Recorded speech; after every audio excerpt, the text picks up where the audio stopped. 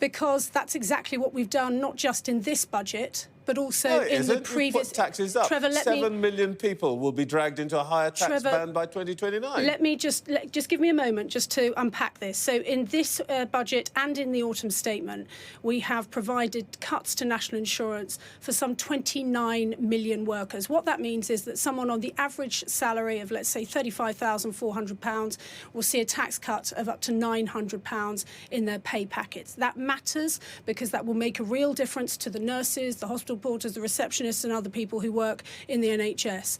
But it is also important because it shows that we know that the last couple of years have been tough. They've been very tough because we spent £400 billion looking after us all in the pandemic and with the cost of living pressures arising out of the war in Ukraine. But we as Conservatives believe that we have to deal with that debt ourselves. We do not want to pass that debt onto our children and our grandchildren, which is why we had to make some very difficult decisions. But we've done this whilst also protecting day-to-day spending in the NHS. Forgive me, I get all of that, but your person on 35,000, they'll get an inflation increase and they might get a little promotion and suddenly they're into a 40% tax band. So you've given them a bit on national insurance, but actually, by freezing the thresholds, you're actually taking more from them.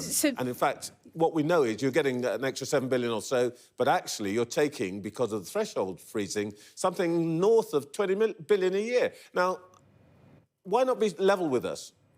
Well, in fairness... For the reasons you just given, probably the government needs more tax revenue. Why not just be straight and say, we're taking more money from you? So, Trevor, in fairness, I was Financial Secretary to the Treasury when we had to make that very difficult decision about thresholds, and I was completely straight every single interview I did about that. And we do not resolve from that. What we're saying is that our conviction that we cannot pass these debts on to our children and our grandchildren still stand. But we want to help reduce taxes in practical ways for people who are working, and we've achieved this not just in the spring budget, as I say, but also in autumn statement. And we have done that without borrowing, without